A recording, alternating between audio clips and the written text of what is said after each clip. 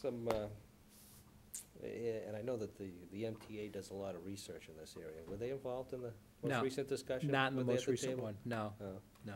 There's only, You need to get them to the table. Invite think- Jill. That'd be fine. there's only one issue with doing that. Not that we should look at it as a hurdle, is that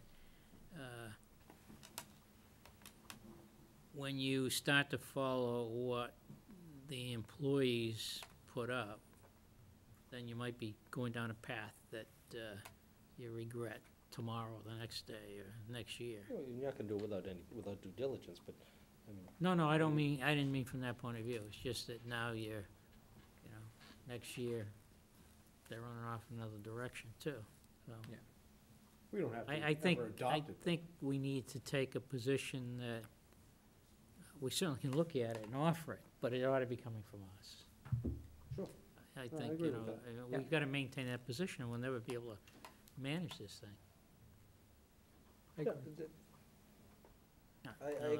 I agree to a certain extent, other than I know that the collective bargaining, some of these collective bargaining units are members of large organizations that do a significant amount of research on Sure, issues right, like yeah, this. So it's not like it's our local, right. secretarial group of people here that are, And something on the that internet. also helps sell it too, because research is being done, and the questions that come up, are answered before you get to the decision table, rather than at the negotiating table, all these things come up and everybody wants to run in a different direction. but it's interesting that, the largest collective bargaining group was not. I want to Sitting remind the at the board, it's table. not 9 o'clock, No, it's 10. it's I- 10. so- I do want to cover one more item under employee benefits, which is a large number, and that's the Medicare tax. You'll see that proposed increase in that is 6%. It's a tax that the town pays, and the employee, it's a matching tax of 1.45% for the town and the same amount for the employee. And it's, we've talked a lot about retiree health insurance. It's to make those employees eligible for Medicare at some point when they reach age 65.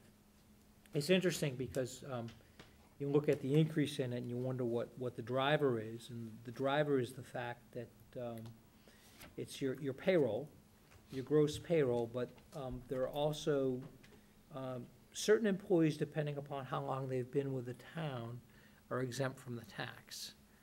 And then as new employees, as those employees retire and leave the system and new employees are hired to fill their positions, those new employees become subject to the tax. And the But we're town not- becomes subject to the tax as a result of those new employees. So what happens is your rate of growth in your Medicare tax doesn't necessarily correlate to your increase in your payroll, because as you're replacing people who are exempt with people who become eligible, you see that there's a widening gap. And so what we're trying to do is get a handle on it and realize that many of the senior employees, particularly in schools who have spent their career here, as those people leave, or perhaps even in public safety, new employees come on board that are subject to the tax. We try to stay on top of that. And that's what that number really results from. We don't pay the tax on the ineligible employees, right? Only on the eligibles. So it's only on that payroll, not the entire payroll. But that number continues every year. Yeah, It's gonna well, grow. you got cost of living plus Well, not just people falling people off and falling new off people and coming on. on, right. I'll address my report if you don't have any other questions after Jean gives a discussion of the IT budget. Are we gonna have Gene? I mean, we have him Gene? sitting here. Yeah, I don't want to keep Jean is here. I'm sorry you had to wait so long, Right. to be quite honest. Give him, I'm sorry. Good evening, Gene. Thank you. We don't have a copy of the next budget because Ridiculous. Mr. Troy didn't have it prepared. Since I had a copy here. I also have a Word document that I use to substantiate some of the figures. But just Thank you, Jim. remember that it is a Word document and it's dynamic and it can change. So we shouldn't pay any credence to what you're telling? No, but there's one code that doesn't match it because it's the way I set it up and the way the accounting has it set up. But it does jive.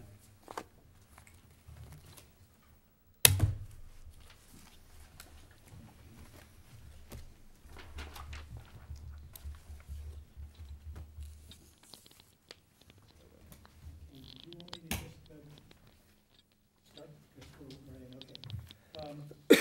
The two, budgets proposed here, the level services and level funding. Level funding does total to the last year's budget, which was a 3% reduction from the previous year. The level services is exactly $36,000 greater. And probably the best way to explain it is to look at my worksheet, which is one with colored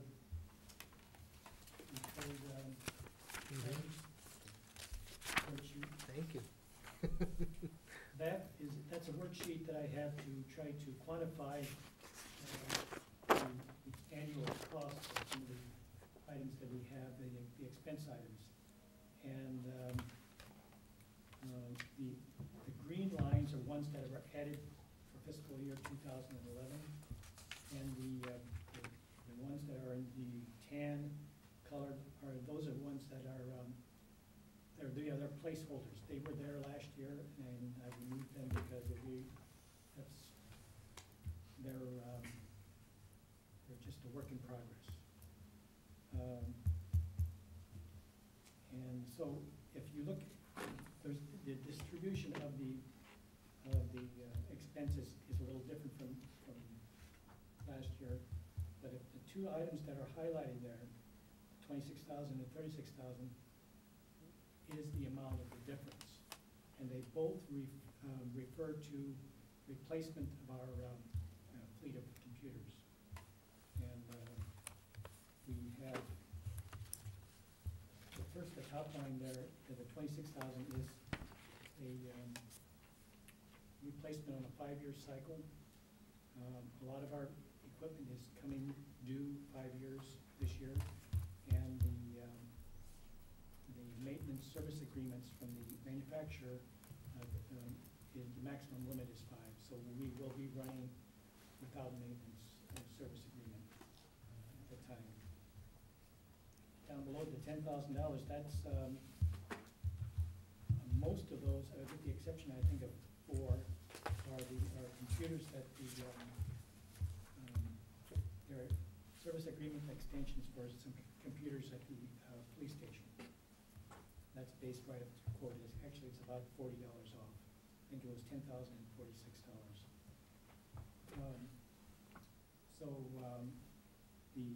That's the difference. So the cost of this equipment has been quite reliable, and the service agreement cost really is more than what we derived out of it, because we have few cases to opportunities or need to get service. But it's very good when we get it. One example was Craig's machine, his older machine. One time needed the motherboard replaced, and the next day they were out here and did it. So it's good to have, but it is so far they've been quite reliable.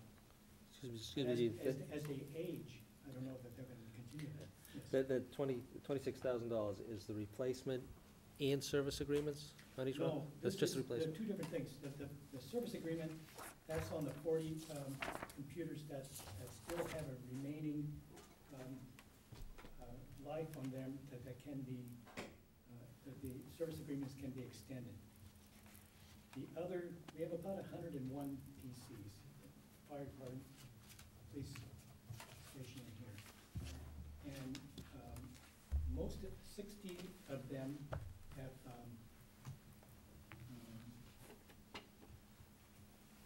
been extended. They were extended last year from the 3 years. Actually, it was 2008. From the 3 years to the the 2 years. So they will be reaching the end of life either this year or into early next year. That's the service agreement. The other part is just replacing the equipment itself. Okay. They will, and that's based on approximate replacement cost, near $1,400 each. That includes the operating system and application software, which is about $450 approximately. Okay, I misunderstood. So the $10,000 is for the 40 units. Right, and Okay, that will extend all the 4 computers. It will extend the service agreement for those that are extensible. The others are maxed out already. But they're maxed out, we paid for them, but they won't max out. How much is that extension, 1 year? 2 years. So basically, they were purchased with the standard 3-year, Dell standard 3-year, and you're spending money to extend it? Yes, either that, yes. Yeah, I'm not sure. Hmm? I guess, I wouldn't, personally, I wouldn't do that. I would gamble and cannibalize and buy new ones if needed. You know, for the amount of issues that, I've come to kind of, I agree with what you're saying, but we found that they're that reliable. If I were to get rid of one of these items, that's one I would look at right there. now, what I don't understand is, how much, you're estimating $1,300 for a computer? Yes, including OEM licensing for the operating system and application software, Microsoft. Well, just Office? Much too high. No monitor, no monitor? There's no need to replace the monitor. Well, yeah, I suppose that, depending on the price, that's the price, we were paying around $1,200, $1,150 or $1,200, Is that off a state contract? yes. Wow, pay a lot more off the state contract than you do. ITC 16A.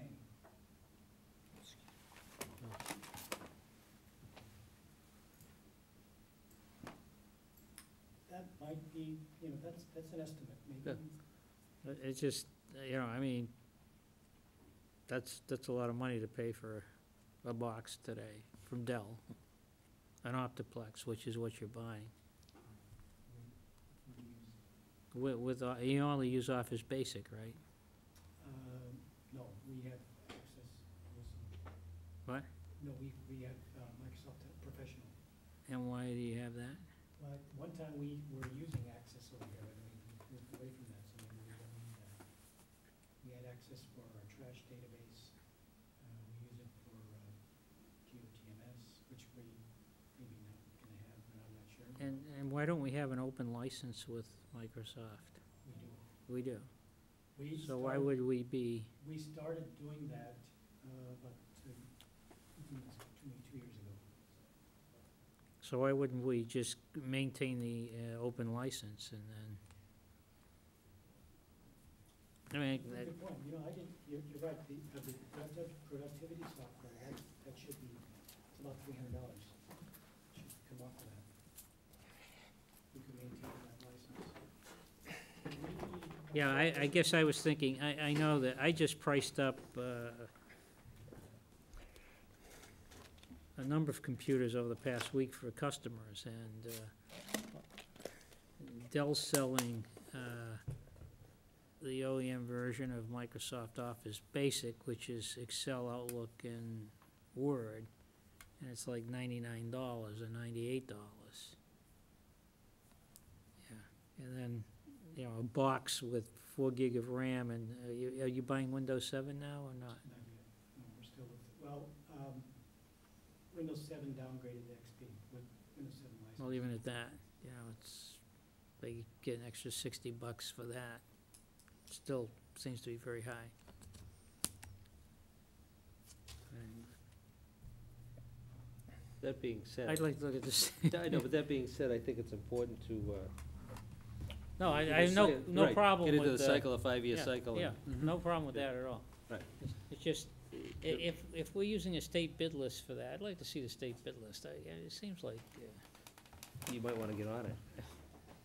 No, I might wanna get off it. No, you might wanna get You. on it personally, I mean. Personally. You might wanna put in a bid.